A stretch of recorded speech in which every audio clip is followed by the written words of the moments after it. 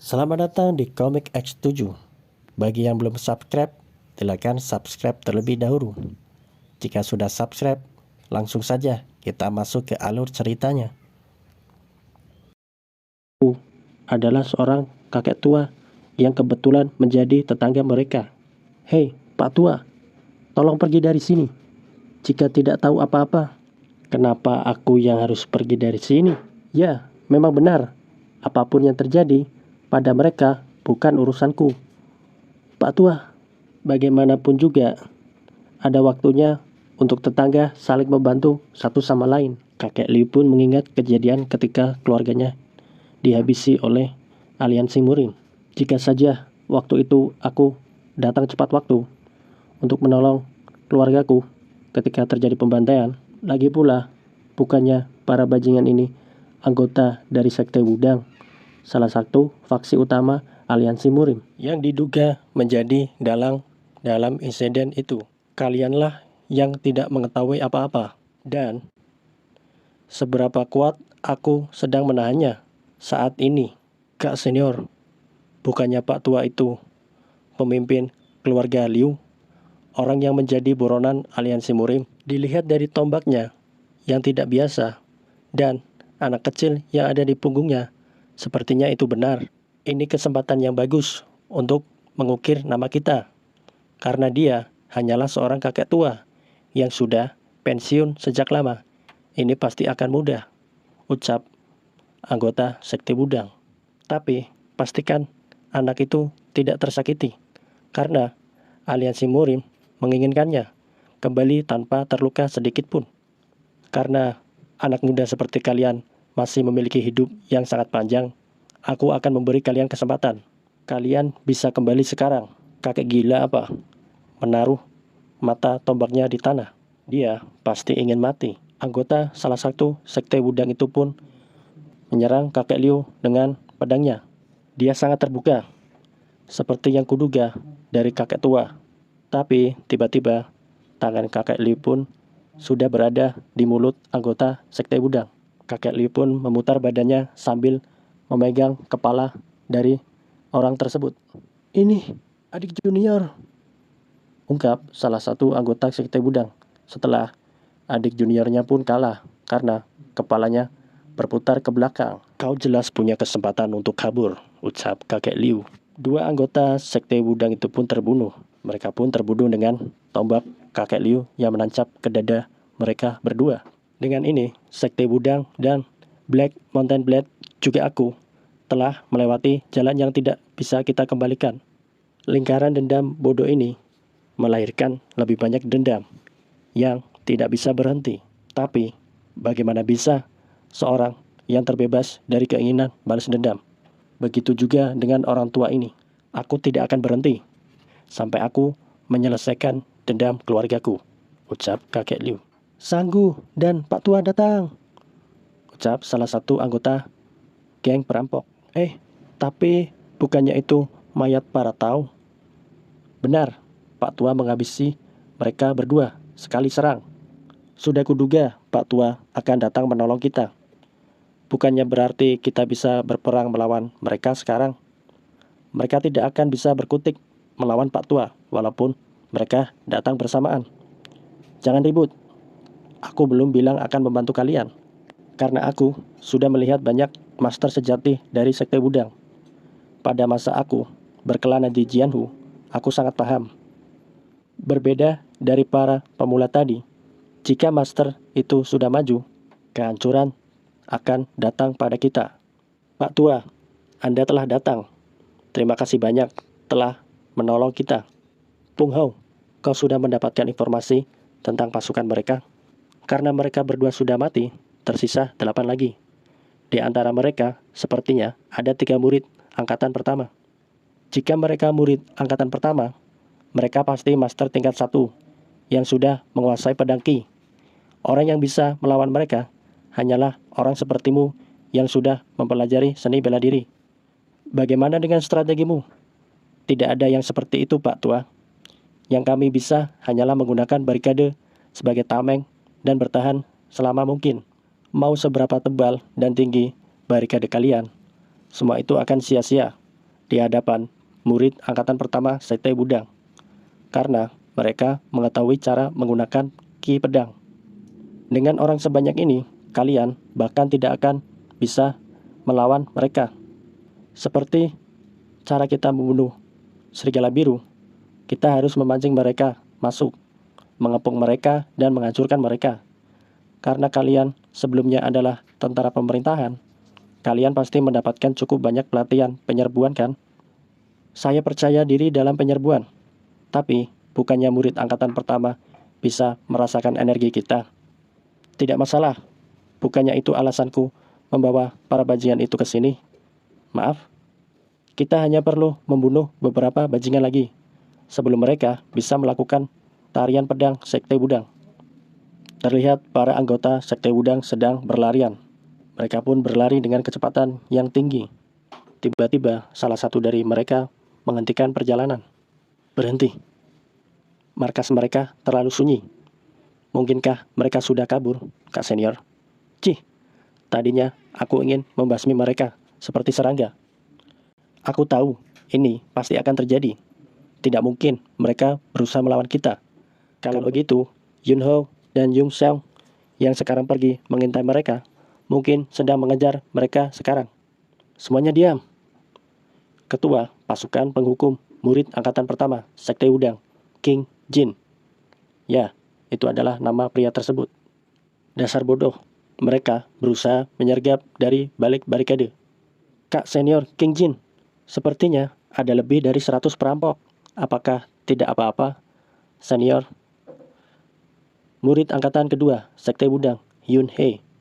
Ya, itu adalah namanya. Yun Hei, apa yang kau khawatirkan? Karena kita bisa menghabisi mereka semua dalam sekali serang, benar kan? Hahaha. Ucap dari salah satu anggota Sekte Wudang, murid angkatan pertama Sekte Wudang, King Ho. Katanya, di antara angkatan kedua, kau yang paling berbakat. Kau pergi duluan, mari kita lihat kemampuanmu. Ucap salah satu pria, murid angkatan pertama Sekte Wudang, King Wo. Baik, Senior, aku mengerti. Aku lagi. Itu, kenapa? Ada apa? Di gerbang. Apa-apaan ini? Jangan bilang adik junior, Yunho dan Yung Seong. Apakah kalian para anggota Sekte Wudang? Sekarang perhatikan baik-baik. Jika kalian tidak ingin berakhir seperti mereka, kalian semua harus pergi sekarang juga. Kepalanya pun terpenggal dan terjatuh di tanah, tepat di hadapan salah satu anggota Sekte Wudang. Yung Seok, tolong tunggu sebentar Senior. Bukannya mereka sudah mati? Tidak, lihat di sana. Mereka pasti sudah meracuni dan mengikat Yunho agar tidak bisa menggunakan kekuatannya. Berisik sekali. Aku akan memenggal kepala orang ini juga. Dasar perampok, sialan. Berhenti, sekarang juga. Anggota salah satu Sekte Wudang itu pun berlari untuk menyerang kakek Liu. Set. Kakek Liu pun berhasil menangkis serangan tersebut. Apa-apaan ini? Tidak mungkin. Arah lintasan pedangnya tiba-tiba berubah. Luar biasa. Kau bisa menahan serangan itu, seperti yang diharapkan dari murid angkatan pertama, ucap kakek Liu. Perampok tua itu bisa melakukan gerakan itu. Bajingan sombong, berani-beraninya kau meremehkanku. Aku akan membunuhmu dalam sekali tebas. Hahaha. Kabum. Karena mereka sudah melihat ki intiku yang paling kuat di antara mereka pasti akan bergerak. Kakek Liu pun menggenggam erat tombaknya. Tidak ada waktu lagi. Tombak ki yang luar biasa. Kakek tua ini benar-benar ahli bela diri. Aku harus menggunakan seluruh ki-ku untuk menahannya. Bukannya membidik, tapi tiba-tiba serangan tombak itu pun terkena pria tersebut. Dan serangan tombak kakek Liu pun membuat lubang dada anggota Sekte Wudang itu seperti donat. Ya, tembus lingkaran donat. Itu adalah jurus Liu Family Spear Technique. Jurus yang ketiga, Movement Flying Execution Spear. Boom. Kakek Liu pun menangkap tombaknya kembali. Dia datang. Yang terkuat di antara mereka, salah satu anggota Sekte Wudang yang terkuat itu pun datang. Dia bermain dengan pedangnya, mengeluarkan jurus. Aku bisa merasakan jiwa bertarungnya yang tenang, tapi juga kuat. Budang Sekte, jurus pertama, Material Class. Mereka berdua pun saling adu serangan. Walaupun intikinya tidak sebanding denganku, kekuatannya sungguh luar biasa. Seperti yang diharapkan dari murid angkatan pertama Sekte Besar. Kakek Liu pun terdorong mundur. Yunho, sekarang, cepat, sadar dan kabur. Tiba-tiba, anggota Sekte Wudang yang paling kuat itu pun tertusuk pisau dari belakang. Kau bukannya Yunho? Sialan. Parah, bajingan ini membuatku kesal. Dasar iblis pembunuh sialan. Iblis pembunuh, bukankah kau iblisnya? Ucap kakek Liu. Bukannya kalian juga datang ke sini untuk membasmi yang lain seperti serangga atas nama pembalasan? Berhati-hatilah di jalan menuju akhiratmu. Saat kau ingin mengambil nyawa seorang, serangan habis-habisan oleh kakek Liu dan ketua geng perampok. Wush. Kau harus bertaruh dengan nyawamu juga. Para bajingan itu berani menggunakan cara yang licik. Aku tidak akan memaafkan mereka, ucap anggota Sekte Wudang. Ikuti perintahku, bunuh mereka semua. Pak Tua, kita harus mundur. Mereka berdua pun mundur. Dasar serangga sialan. Kalian pikir kalian bisa kabur? Kita bahkan bisa menangkap hewan mistis dengan lubang itu. Dasar tahu bodoh. Wah, ini jebakan. Gue pemanah. Siap. Bersiaplah untuk formasi 7 bintang tertinggi. Tapi paman, sekarang kita hanya tersisa 4. Ratusan panah pun diterbangkan ke arah anggota Sekte Buddha. Bertahanlah di belakang pedang Kiku. Ini hanya anak panah biasa. Ya. Kakek Liu pun tiba-tiba di belakang para anggota Sekte Wudang tersebut. Ya, paman, semuanya serang, ucap ketua pemimpin. Pertarungan pembantaian pun tak terhindarkan. Terlihat salah satu anggota Sekte Wudang yang berhasil kabur. Tunggu saja, aku pasti akan membalasnya. Tangkap bajingan itu, jangan biarkan dia lolos. Tiba-tiba cahaya merah melewati kepala pemimpin geng perampok. Bam! Jika kau ingin melakukannya, lakukanlah di akhirat, ucap kakek Liu. Apa yang terjadi pada kedua orang yang jatuh ke lubang? Semua sudah mati. Hanya tersisa satu perempuan yang masih hidup, ucap wakil pemimpin. Dilihat-lihat sepertinya dia murid angkatan kedua. Apakah dia menahan panahnya dengan pedang Ki? Sekarang kita harus apakan dia, Pak Tua? Apalagi kita harus mengantar dia ke akhirat. Jika kau ingin membenci seseorang, bencilah sektemu. Berhenti, Pak Tua. Kita akan membiarkan dia hidup untuk sekarang. Hanya dengan itu, Black Mountain Blade memiliki masa depan, ucap kakek Liu. Sekte Wudang pasti tidak akan membiarkan ini. Ketua, tidak ada tempat bagi kita untuk kabur. Ayo, bertarung saja sampai mati. Jangan sombong kau, hanya karena kau menang 1 kali. Dibandingkan dengan Master Elite Sekte Wudang, bajingan yang baru kalian lawan hanyalah sekumpulan orang tolol. Jadi, apa yang harus kita lakukan sekarang, Pak Tua? Ku dengar ada turnamen tanding yang dipegang oleh talenta berbakat dari Gunung Hua beberapa tahun yang lalu. Pada saat itu, seorang murid Sekte Wudang membunuh murid Gunung Hua tanpa sengaja. Karenanya, hubungan mereka tidak pernah bagus lagi. Benarkah? Aku juga pernah mendengarnya. Itu insiden yang sangat terkenal. Karena itulah, Gunung Hua tidak jauh dari sini. Tolong kumpulkan pakaian dan barang-barang milik mereka yang sudah mati dan sebarkan di sekitar Gunung Hua. Seakan-akan mereka diserang oleh Sekte Gunung Hua dalam perjalanan mereka ke sini. Apakah Sekte Wudang akan terpancing dengan itu? Ucap ketua pemimpin. Tentu saja tidak. Kita harus mencari cara untuk mengulur waktu. Seperti yang diharapkan, rencanamu luar biasa, Pak Tua. Dasar, rencana apa? Jangan buat aku terlihat seperti penjahat. Kakek jadi penjahat? Hohohoho, anak itu. Hahaha. Kakek jahat. Iya, memangnya kenapa kalau aku penjahat? Selama kau aman, itu sudah cukup, ucap kakek Liu. Selama aku bisa membesarkanmu dengan baik, kakekmu akan melakukan apapun. Terlihat sekumpulan orang yang sedang berlatih tombak. Hari ini kalian bekerja sangat keras. Kita tidak pernah tahu kapan bajingan dari Sekte Wudang akan menyerang kita lagi. Jadi tentu kita harus latihan secara konsisten. Bagaimanapun, seni bela diri militer hanya berguna di medan perang.